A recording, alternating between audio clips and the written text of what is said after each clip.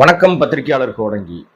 நடிகர் ரஜினிகாந்தினுடைய உடல்நிலை குறித்து பல்வேறு விஷயங்கள்லாம் வந்துச்சு. இப்போ அவர் வந்து ஹாஸ்பிட்டல்லேருந்து வீட்டுக்கு பத்திரமாக நலமுடன் வீடு திரும்பிட்டாரு. நம்ம எல்லாரும் அதை பார்த்தோம். நிறைய விஷயங்கள் அவர் மருத்துவமனையில் நள்ளிரவில் போய் சேர்ந்ததுலேருந்து அவர் வீடு திரும்பிய அதிகாலை வரைக்கும் நடந்த பல்வேறு விஷயங்கள் குறித்து பல யூடியூப் சேனலில் நிறைய விஷயங்கள் பேசிக்கிட்டு இருந்தாங்க. பல பேர் வந்து விசாரித்து பேசினாங்க, பல பேர் வந்து டேபிள் ஒர்க்காக பேசினாங்க, பல விஷயங்களை வந்து பேனிக் ஆகிற மாதிரி நிறைய விஷயங்கள் பேசினாங்க. ஆனால் நம்ம தொடர்ந்து ஒரு விஷயத்த சொல்லிட்டு இருந்தோம். அவருக்கு வந்து உடல்நிலையில பெரிய அளவுக்கு பாதிப்பு இல்லை, அவர் ரொம்ப நல்லா இருக்காரு, நலமா இருக்கிறாரு, யாரும் எதற்காகவும் வந்து ரசிகர்கள் வந்து தேவையே இல்லாம ரொம்ப பயப்பட வேண்டிய அவசியம் இல்லைன்னா நிறைய விஷயத்த சொல்லிட்டு இருந்தோம். நம்ம கிடைக்கிற தகவலை பதிவு பண்ணிட்டே இருந்தோம். இது இடையிலே பாத்தீங்கன்னா இப்ப சமீபத்துல வந்து கூலி படப்பிடிப்புல அவர் வந்து மழை காட்சியில நடிச்சாரு. பல்வேறு விஷயங்கள் அதுல கூட அவருக்கு உடல்நல பாதிப்பு ஏற்பட்டிருக்கலாம் அப்படின்ற தகவல்கள்லாம் நம்ம சொல்லியிருந்தோம். நம்ம சொன்ன மாதிரி பல பேரும் அந்த விஷயத்த பதிவு பண்ணியிருந்தாங்க. இப்போ அந்த படத்தினுடைய இயக்குனர் லோகேஷ் கனகராஜ் வந்து சமீபத்துல ஒரு இன்டர்வியூ கொடுத்திருப்பார். நீங்களும் அந்த இன்டர்வியூ எல்லாம் பார்த்திருப்பீங்க. அதுல ரொம்ப தெளிவா பேசுறதா நினைச்சுக்கிட்டு அவரே வாயை கொடுத்து மாட்டியிருக்காருங்க. அவர் என்ன சொன்னார் அப்படின்னா, நீங்க அதை எந்த ஆங்கிள் பாத்தீங்கன்னு தெரியல, எந்த ஆங்கிள் அதை நீங்க வந்து உள்வாங்கினீங்கன்னு எனக்கு தெரியல. அவர் சொன்ன வந்த விஷயம் என்னன்னா, நீங்க வந்து தேவையில்லாம ரஜினிகாந்த் குறித்து நீங்க தப்பா பேசிருக்கீங்க, நிறைய பேர் பேசுறாங்க. அதாவது சோசியல் மீடியால வந்து யூடியூப்ல அவங்களுக்கு உண்மையே தெரியாமே நிறைய பேசுறாங்க. எங்களை ரீச் பண்ண முடியலன்னா சன் டிவி பக்கத்திலே தான் இருக்கு, அங்க போய் கேட்டா அவங்களே சொல்லியிருப்பாங்க. அவருக்கு ஒண்ணுமே இல்லை, அவர் வந்து ஏற்கனவே இந்த மாதிரி வந்து நான் சிகிச்சை எடுக்க போறேன் 40 நாளுக்கு முன்னாடி என்கிட்ட சொல்லிட்டாரு அப்படின்னு சொல்லி ஒரு விஷயத்த சொல்லி தேவையில்லாம அவரே வந்து எங்க அப்ப குதிரைக்குள்ள இல்லைன்னு மாட்டிருக்காரு. இப்போ ரஜினிகாந்த் அவர்கள் வந்து உடல்நிலையில கிட்டத்தட்ட ஒரு 73 வயசை தாண்டி இருக்காரு. ரொம்ப அவரை மென்மையா தான் நம்ம நடத்த முடியும். தடாப்டான்னு வந்து ஒரு 20 வருஷத்துக்கு முன்னாடி 30 வருஷத்துக்கு முன்னாடி இளமையா இருந்த மாதிரிலாம் அவரை போட்டு பூஞ்செல்லாம் எடுக்க முடியாது. அவருக்கான கதாபாத்திரத்தை அந்த வேகம் குறையாம அவருடைய அந்த ஸ்டைலிஷ் குறையாம பார்க்க தான் ரசிகர்கள் விரும்புறாங்க. ஆனா அதே நேரத்தில் அவருடைய பாதுகாப்பு முக்கியம், அவருடைய உடல்நலன் அக்கறை முக்கியம். அவருக்கு ஒரு சின்ன பாதிப்பு வந்தா கூட அது ஒரு பெரிய தாக்கத்தை ஏற்படுத்தும்ன்றது எல்லாருக்கும் தெரிஞ்ச விஷயம். அப்ப அந்த படத்தினுடைய கேப்டனா இருக்கிற உங்களுக்கு அந்த நாலேஜ் இல்லையா அப்படின்னு தான் நம்ம கேள்வி எழுப்பியிருந்தோம். நம்மள மாதிரி எல்லாருமே கேள்வி எழுப்பியிருந்தாங்க. இப்ப இவர் என்ன சொல்றாரு அப்படின்னா, 40 நாளுக்கு முன்னாடி என்கிட்ட வந்து தலைவர் என்கிட்ட சொல்லிட்டாரு ரஜினி, அதாவது அவரு சொன்ன பாணியில நான் சொல்றேன், அவர் என்கிட்ட சொல்லிட்டாரு, அதனால இது வந்து திட்டமிட்ட ஒரு பரிசோதனைக்கு தான் போயிருக்காரு. இதைத்தான் நாங்களும் சொன்னோம். திட்டமிட்டு ஏற்கனவே அவர் வந்து அவருக்கு சின்ன சின்ன உடல்நல குறைவுகள் இருந்தது, அந்த அடிப்படையில் தான் அவர் வந்து அப்பாயின்மெண்ட் வாங்கிட்டு தான் போனாரு.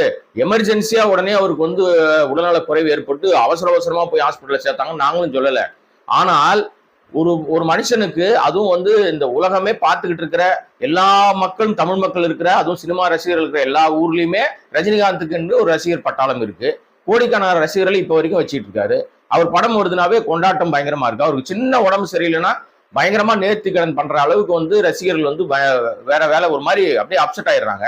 அப்படிப்பட்ட ஒரு நடிகர் வந்து எனக்கு பிரச்சனை இருக்குப்பா, நான் வந்து போய் ட்ரீட்மெண்ட் எடுக்கலாம் இருக்கிறேன், இந்த மாதிரி எனக்கு சின்ன உடல் பாதிப்பு இருக்கு அப்படின்னு சொல்லி சொன்னா உடனடியாக இவர் என்ன பண்ணிருக்கணும்? நான் எப்படி என்ன பண்ணிருக்கணும்? சார் இல்ல சார், ஷூட்டிங்கை நான் நீங்க இல்லாத போர்ஷனை எடுத்துக்கிட்டு இருக்கேன், நீங்க போய் முதல்ல போய் ரெடி ஆயிட்டு வாங்க சார், நீங்க போங்க, முதல்ல என்ன ஆச்சோ நீங்க போய் பாருங்க, உங்க உடல்நலம் சரியா இருந்தா தான் நாங்க வந்து ஃப்ரீயா பண்ண முடியும்னு சொல்லி 40 நாளுக்கு முன்னாடி உங்கள்கிட்ட சொன்னார் இல்லையா? லோகேஷ் அதை செஞ்சிருக்குமா வேணாமா? அன்னைக்கே அதை வந்து அவர் உடனடியா போய் அட்மிட் ஆகிற மாதிரி, அப்ப அட்மிட் ஆயிருக்க வேண்டிய வேலையே இல்லையே. இதே மாதிரியே போனதும் தெரியாது வந்ததும் தெரியாதுன்னு இருக்குமே. இப்போ அவர் வந்து உடல்நல குறைவு, ஒரு பிரச்சனை, நீங்க மழை காட்சி நடிச்சீங்க, ஒரு பிரச்சனை வருது, இதெல்லாம் ஏன் வருது? ஒரு மனுஷனுக்கு சிக்கல் இருக்கு, எனக்கு இந்த உபாதைகள் இருக்கு அப்படின்னு சொல்லி அவர் சொல்றாருன்னா அதன் உடனடியாக நடவடிக்கை எடுக்க வேண்டிய விஷயத்துல கோட்டை விட்ட லோகேஷ் சோசியல் மீடியால அப்படி பேசுறாங்க, யூடியூப்ல இப்படி பேசுறாங்க, எங்களை பேனிக் ஆக்கிட்டாங்க அப்படின்னா ஆக்கதாங்க செய்வாங்க.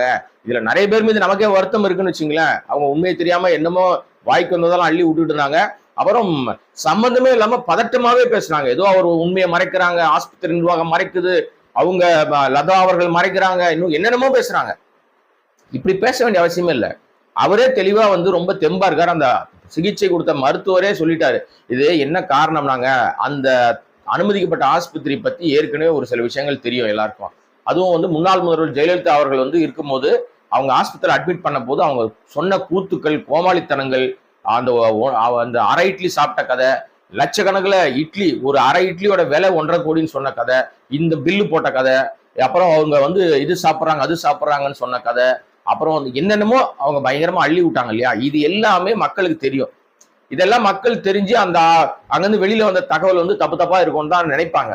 ஆனா அதை தாண்டி அந்த சிகிச்சை அளிச்ச டாக்டரே வந்து சொக்கலிங்கம், அவர் ரொம்ப தெளிவா எல்லா இடங்களையும் கேட்கிற எல்லாருக்கும் போயிட்டீங்க. போன் பண்ணா அவரே போன் நம்பர் வேற காமிச்சிட்டாரு ஸ்கிரீன்ல. யார் போன் பண்ணி அவர்கிட்ட கேட்டாலும் அவர் பதில் சொல்றாரு. ஆமாங்க, அவருக்கு ஒண்ணும் இல்லைங்க, அவர் நல்லா இருக்காரு, இப்ப விட்டா கூட அவர் ஷூட்டிங் போயிடுவாரு, சின்ன பையன் மாதிரி இருக்காரு, 30 வயசு பையன் மாதிரி இருக்காரு, ஷூட்டிங்னு பேசிட்டா உற்சாகம் ஆயிடுறாரு, சினிமான்னு பேசிட்டா உற்சாகம் ஆயிடுறாருன்னு அவர் வந்து அவர் பாணி. ஏன்னா கிட்டத்தட்ட ஒரு 50 வருஷமா அவருக்கு இவர் தான் டாக்டரா இருக்காரு, அவருடைய நெருங்கிய நண்பரா இருக்காரு, மருத்துவ விஷயங்கள் எல்லாம் அவர் ஆலோசனை கொடுக்குறாரு. சோ இப்படி இருக்கிற ஒரு விஷயத்த அவங்க வெளிப்படையாக நிர்வாகம், அதாவது அப்போலோ நிர்வாகம் வந்து சொன்ன பிறகு இன்னும் வந்து எல்லாருக்கும் ஒரு சின்ன ஒரு மகிழ்ச்சி வந்துருச்சு. ஓகே, அவருக்கு வந்து ரஜினிகாந்த் அவர்களுக்கு பெரிய அளவுக்கு பாதிப்பு எதுவும் இல்லை, அவர் விரைவில் ஒரு நாள்ல வீடு திரும்பிடுவாருன்னு. இதான் நம்ம வந்து நம்ம அந்த நிர்வாகம் அறிவிக்கிறதுக்கு முன்னாடி நம்ம விசாரிக்கிறோம். ஒண்ணும் இல்லை, நல்லா இருக்காரு நலமா இருக்காருன்னு தான் நம்முடைய சேனல்ல நம்ம எந்த காலத்திலும் பேனிக் ஆகிற மாதிரியோ தவறான விஷயத்த பதிவு பண்றது இல்லை. அப்படி ஒரு விஷயம் தவறா இருந்தா கூட கன்ஃபார்ம் பண்ணாம 100% கன்ஃபார்ம் பண்ணாம எந்த விஷயத்தையும் வெளியில பேசுறது இல்லை. ஆனா லோகேஷ் தன் மீது இருக்கிற தப்பை மறைக்கிறதுக்காக இந்த சோசியல் மீடியா மேல பாயறது, யூடியூப் காரங்க மேல பாயறது, அவங்க சொன்ன விஷயம் தப்புன்னு சொல்ல 1000 தப்புகள் நடக்குங்க. பல இடங்கள்ல தப்பா தான் பேசியிருக்காங்க, அது நானும் வந்து ஆமான்னு தான் சொல்றேன். ஆனா உங்ககிட்ட ஒரு தகவல் அவர் சொல்லியிருக்காருன்னா நீங்க தான் அதை என்ன பண்ணிருக்கணும்னா, இல்ல சார் இப்ப வேண்டாம், தயவு செய்து நீங்க போய் ட்ரீட்மெண்ட்டுக்கு போங்க அனுப்பியிருந்தீங்கன்னா உங்களை நம்ம பாராட்டலாம். அதை விட்டுட்டு உங்க வேலையெல்லாம் அவர்கிட்ட வாங்குறேன்னு சொல்லிட்டு அவரை இன்னும் படுத்தி எடுத்து அதுக்கப்புறம் அவர் முடியலன்ற பிறகுதான் அவர் போய் அட்மிட் ஆகிறாரு. ஏன்னா அவர் காலையில போற திட்டத்துல இருந்து ஒரு இரவே போய் சேர்றாருன்னும் போது சரி ஓகே அப்படின்னு இந்த விஷயத்தை புரிந்து கொள்ளுகிறவர்கள் சரியா புரிஞ்சுப்பாங்க. இப்ப நீங்க சொல்றதுனால அவங்க என்ன நினைச்சுப்பாங்கன்னா, ஏன் லோகேஷ் எல்லாரும் திட்டினாங்க தெரியுமா, இதனாலதான் திட்டிருக்காங்க. ஆனா நாமளே சொன்னோம், அவர் இயக்குனர் என்னங்க பண்ணுவாரு, அவரெல்லாம் நீங்க திட்ட வேண்டாம், அதெல்லாம் செய்யாதீங்க, ரசிகர்கள் அன்பின் மிகுதியினால உங்க அன்பை வந்து நீங்க காட்டுறது தப்பு இல்லை, ஆனா அதற்காக இன்னொருத்தர் போய் நீங்க வந்து காயப்படுத்தாதீங்க நம்ம சொல்லியிருந்தோம். ஆனா நீங்க சொல்ற விஷயம் செய்யற விஷயம் அதிர்ச்சி அளிக்குமே. அப்ப 40 நாளுக்கு முன்னாடி அவருக்கு இந்த பிரச்சனை இருக்குன்னு தெரிஞ்சா நீங்க உடனடியா அவருக்கு ட்ரீட்மெண்ட்டுக்கு இல்ல நீங்க வந்து ஒரு முயற்சி எடுத்திருக்கணும். இந்த விஷயத்துல லோகேஷ் பண்ணது வந்து பெரிய பெரிய தப்பு. இதுல லோகேஷ் வருத்தப்பட்டாலும் பிரயோஜனம் கிடையாதுங்க. இனிமேலாவது ஏதாவது ஒரு விஷயம்னா தகவல் வந்த உடனே அதற்கான தீர்வை தேட பாருங்க. அப்பதான் அது வந்து சரியான விதத்துல கரெக்டா போய் முடிய போகும். ஓகே, இது வந்து லோகேஷ் மீதான ஒரு பரபரப்பும் ஒரு விஷயம், அதை நம்ம பார்வையாளருக்கு தெளிவுபடுத்தணுன்றதுனால சொன்ன விஷயம் இது. மற்றபடி வந்து அவர் வழக்கம் போல அவர் ரொம்ப தெம்பா இருக்காரு, தெளிவா இருக்காரு. அவர் சொல்லிட்டாரு 15 நாள்ல எங்களுக்கு வந்து அவர் வந்து அக்டோபர் 15க்கு மேல மறுபடியும் ஷூட்டிங் வருவாருன்னு தைரியமாக இது அனௌன்ஸ் பண்ணி வந்துட்டார். மறுபடியும் திருப்பி வருஷம் எப்ப ஷூட்டிங் வருவார்னு யாரும் கேள்வி கேட்க கூடாது, நானே சொல்லிடுறேன்னு சொல்லி லோகேஷ் சொல்லிட்டாரு. 15க்கு மேல அவர் வந்து மறுபடியும் கூலி படப்பிடிப்புல அவர் கலந்துப்பாருன்னு சொல்றாங்க. இப்போ வேட்டையினுடைய அந்த இன்னும் ஒரு 5 நாள் தான் இருக்கு வேட்டையினுடைய ரிலீஸ் காத்துக்கிறதுக்கு. நம்ம வெளிநாடுகள்ல அந்த பிரீமியர் புக்கிங் அந்த ப்ரீ புக்கிங் எல்லாம் பத்திலாம் நிறைய பேசணும். நம்ம கிட்டத்தட்ட ஒரு 12 மில்லியனுக்கு மேல வந்து அது வந்து டிக்கெட் சேல்ஸ்ல வசூல்ல அது வந்து பண்ணியிருக்கு. நம்ம இங்க இந்தியாவில் இன்னும் வந்து ப்ரீ புக்கிங் வந்து தொடங்கல. அது தொடங்கினா இன்னும் பெரிய லெவலுக்கு காசு வரும் அப்படின்னு சொல்லி எதிர்பார்க்கறாங்க. பெரிய லெவலுக்கு அது வசூல் பண்றதை தாண்டி பிரீமியர், அதாவது வேர்ல்டு பிரீமியர் ஷோக்கு இப்ப எல்லாம் தயாராயிட்டாங்க. அதுக்கு ஒரு டிக்கெட் அடிச்சு அது ஒரு பெரிய லெவல்ல போயிட்டு இருக்குங்க. என்னன்னா அது சிங்கப்பூர், இப்ப நான் அதை போட்டிருக்கேன், ஒரு நம்ம தமிழ்நாட்டிலேயே அந்த டிக்கெட் எல்லாம் போட்டிருக்கேன், நீங்க நிறைய பார்த்திருப்பீங்க. அதை அந்த அளவுக்கு வந்து வெளிநாடுகள் முழுக்க வந்து பயங்கரமான ஒரு எதிர்பார்ப்போட இந்த படம் இருந்தாலும், நான் கடந்த முறை சொல்லும் போது ஒரு நண்பர் சொல்ல, என்னங்க கதையெல்லாம் நீங்க சொல்றீங்கன்னு, இது நாம அசம்ஷன்ல நம்ம யோசிக்கிற கதை, அது உள்ள என்ன கதை இருக்கும்ன்றத படம் பார்த்தா தான் தெரியும். அப்படியே அந்த கதை முழுசா நமக்கு தெரிஞ்சா கூட கதையெல்லாம் சொல்ல மாட்டோம், கவலைப்படாதீங்க. ஏன்னா வந்து ஒரு எதிர்பார்ப்போடு போறவங்களுக்கு அந்த எதிர்பார்ப்பு படம் பார்க்கும் போது அந்த எனக்கும் அப்படிதான் தோணும். ஏன்னா அதனாலதான் நான் பெரும்பாலும் வந்து முன்னாடியே தெரிஞ்சுக்கிறோன்னு கூட நான் வந்து அந்த லைன் என்னன்றவனா கேட்டு விசாரிச்சு பண்ண தவிர முழு கதையை தெரிஞ்சுக்கிறதுக்கு ஆர்வப்படுறது இல்லை. அந்த அந்த ஆர்வம் வந்து குறைஞ்சிரும். அதே மாதிரி இந்த மனசுல பாடல் இப்ப லைக்கா வந்து ஒரு ட்வீட் ஒன்று போட்டிருக்காங்க, பாத்தீங்கன்னா தெரியும் உங்களுக்கு, கிட்டத்தட்ட 50 மில்லியனை தாண்டிடுச்சு அந்த பாடலினுடைய அந்த ரீச். இது வந்து தமிழ் சினிமாவில வேற எந்த பாடலும் இந்த குறைந்த காலகட்டத்துக்குள்ள இவ்வளவு மில்லியன் பார்வையாளர்களை சென்றடைந்ததா வரலாறு இல்லைங்க. ஸோ பல வரலாறுகளை படைச்சுக்கிட்டு இருக்கிற வேட்டையன் ரிலீஸ் ஆகிறதுக்கு இன்னும் 5 நாட்கள் 4 நாள் தான் இருக்குன்னு வச்சுங்க. நமக்கு 5 நாள், வெளிநாடுகள் இருக்கிறவங்களுக்கு ஒரு நாள் முன்னாடியே, அதாவது ஒரு 12 மணி நேரத்துக்கு முன்னாடி அங்கே ரிலீஸ் ஆகிடும்ல, நமக்கும் முன்னாடியே தகவல் வந்துடும். நான் தான் ஏற்கனவே சொல்லியிருக்கேன், என் நண்பர் அங்கே வந்து கலிபோர்னியாவில் வந்து வேட்டையன் படம் பார்க்கறதுக்கு டிக்கெட் புக் பண்ணிட்டாரு. அவரும் ரொம்ப ஈகராக காத்துக்கிட்டு இருக்காரு. அங்கிருந்து நமக்கு வந்து அதிகாலையில் வரும், கிட்டத்தட்ட ஒரு 3-3:30 மணிக்கு படம் பார்த்து முடிச்சிட்டாருன்னா நமக்கு தகவல் வரும்.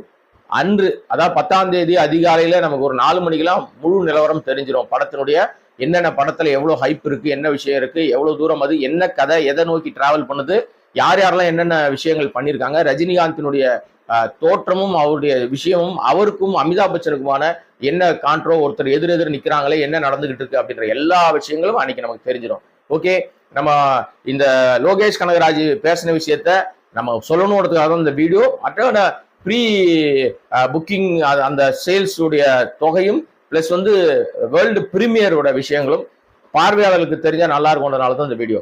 மீண்டும் இந்த வேறொரு நல்ல சந்தர்ப்பத்தை சந்திக்கிறேன். நன்றி.